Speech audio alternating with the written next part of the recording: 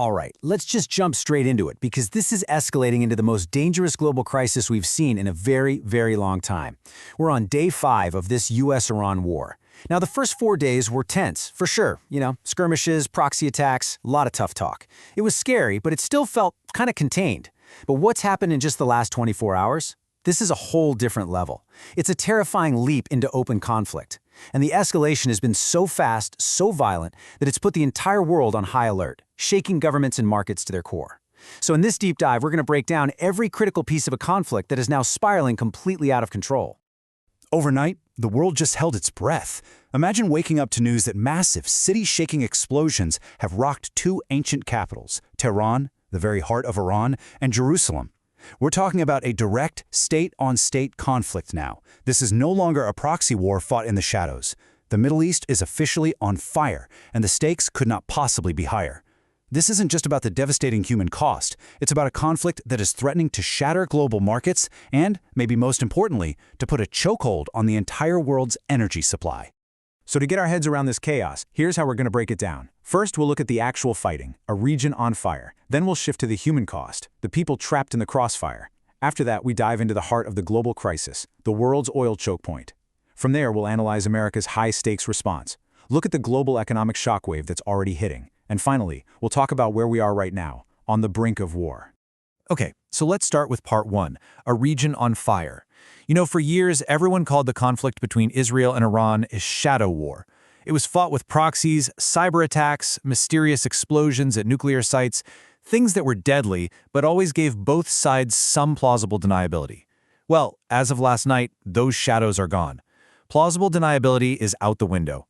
What we are seeing now is open, direct, and devastating warfare. And what's so striking here is the terrifying symmetry. This is a direct tit-for-tat escalation. It's like a conversation being had with jets and missiles.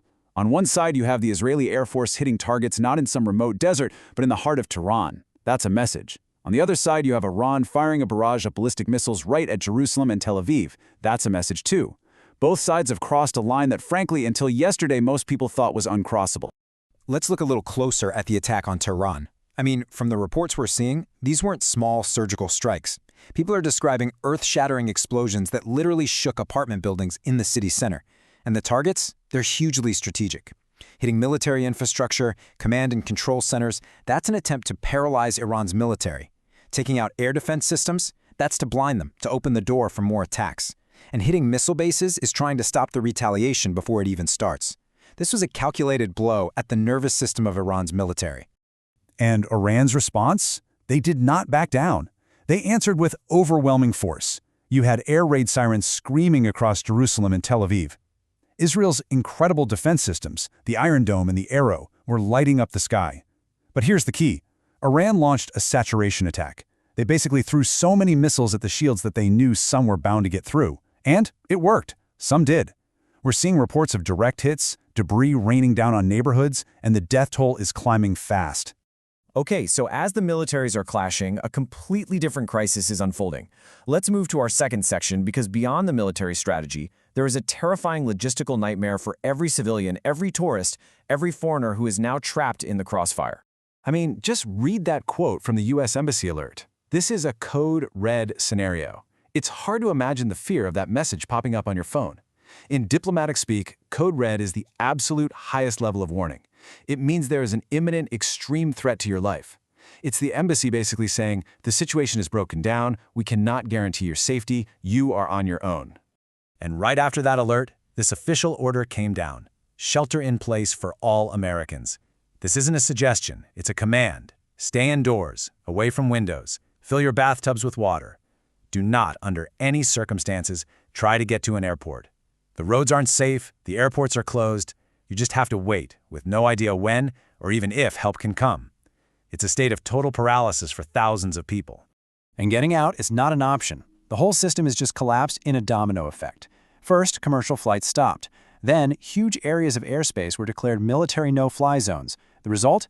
Tens of thousands of travelers are now stranded in airport terminals with no information and nowhere to go. Which brings us to the grim reality of step 4. Right now, getting people out safely, it's pretty much impossible. And now we get to the part where this regional war becomes a full-blown global crisis. We need to talk about the world's oil choke point.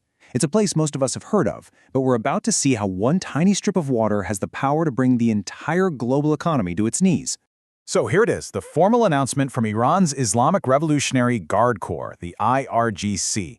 Now, these guys are the ideological heart of Iran's military, and they have just officially declared the Strait of Hormuz closed. They've threatened to attack any ship that tries to pass through. Strategically, this is the economic equivalent of the nuclear option. Iran has basically decided that if their oil can't get out, nobody's will. So for anyone who's not familiar, what is the Strait of Hormuz? Well, look at it. It's this incredibly narrow channel of water, just 21 miles wide at one point. It's the only way for oil tankers to get from the huge oil fields in the Persian Gulf out to the open ocean. There is no other route. It is, without any exaggeration, the single most important choke point for the world's energy supply. And this is why finance ministers and presidents all over the world are not sleeping tonight. 20%. Think about that.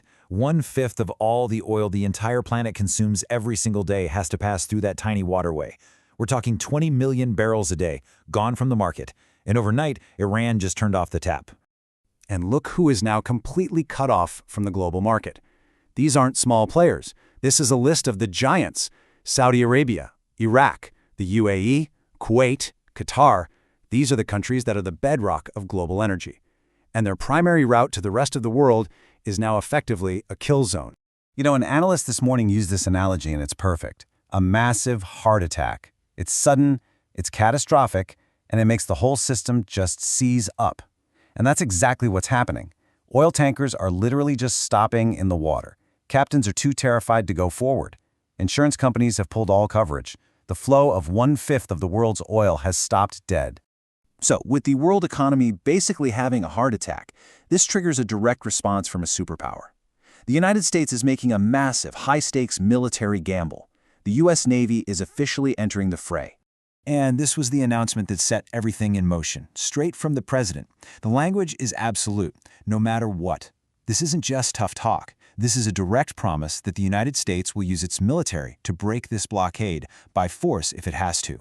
It is now official U.S. policy. So, what's the actual plan? Well, it's a 3-step process. First, there's a financial move. The U.S. government is going to act as the insurer, so shipping companies will actually take the risk. But the real muscle is in steps 2 and 3. They're sending in U.S. Navy destroyers, and their mission is to act as armed bodyguards to physically escort convoys of commercial oil tankers right through the strait. And you can see just how incredibly dangerous this is. An oil supertanker is not a warship. It's huge, it's slow, and it's basically a giant floating target filled with flammable liquid. Escorting these ships means sailing right past the Iranian coast, well within range of their missiles, their drones, and their attack boats. If Iran attacks one of these tankers, the U.S. Navy destroyers will fire back. And at that point, we are just one miscalculation away from a direct shooting war between the U.S. and Iran. This brings us to Section 5, and this is the part where this distant geopolitical crisis hits home for all of us. Let's talk about the global economic shockwave and how this war is about to hit your wallet. The reaction in the financial markets has been nothing short of a free fall. It's just a sea of red on trading screens everywhere. Markets are bleeding out. Investors are panicked about this energy shock. I mean, the entire global economy is built on the assumption that energy will be available and the price will be stable.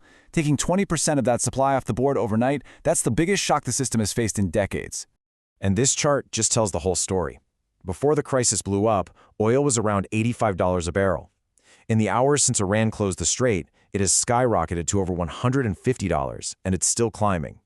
You almost double the price of the world's most important commodity in less than a day. The ripple effects of that are going to be felt everywhere. At the gas pump, on airline tickets, on shipping costs for everything you buy online. And here's what's so wild about this shock. We're using the time market as an example, but this is happening everywhere. In the energy sector, a company like Banpu is seeing its stock soar. Of course, right? The product they sell just doubled in value. But then you look at a huge consumer company like CPL, they are getting hammered. Why? Because the diesel for their trucks, the fuel for cargo, the plastic for packaging, all of it comes from crude oil. Their costs are about to explode, and they'll have to pass that on to us as inflation. And so we arrive at our final section, on the brink of a wider war. With all of these pieces now in motion, the military attacks, the civilians trapped, the economic chaos, and the U.S. naval response, the next 48 hours are going to be absolutely critical. It will determine whether this crisis can be contained or if it explodes into something much, much worse. And this is the terrifying countdown the whole world is watching. Right now, as we speak, U.S. Navy destroyers are getting into position. In the next 12 hours, that first convoy is scheduled to try and run the blockade. That's going to happen right around the 24-hour mark, which is the deadline Iran publicly gave to attack any ship. And within 48 hours, world leaders are scrambling for an emergency UN Security Council meeting, trying to find some kind of off-ramp before it's too late. The bottom line is, we are closer to the edge than ever before. Several red lines are about to be crossed. We're getting reports of U.S. service member casualties. That's a huge red line for America. Sources are saying Israel is seriously considering striking Iran's nuclear sites, a nightmare scenario. All the signs are pointing to this conflict going from contained to total, unrestricted warfare. So, this leaves us with two fundamental questions that will be answered, probably in the next day or two. First, does the U.S. Navy's high-stakes gamble work? Will their show of force be enough to deter Iran? Can they successfully force open that oil artery and pull the global economy back from the brink? That is the best-case scenario. Or do we get the other outcome, the one that keeps strategists awake at night? Will one miscalculation, one stray missile, one nervous commander in that tiny, crowded strait be the spark that ignites this thing into a global fire? Will this be the moment historians look back on as the start of a third world war? The world is watching. The entire global order is hanging by a thread. The next few hours are critical. Thank you for joining us. Stay safe and stay informed.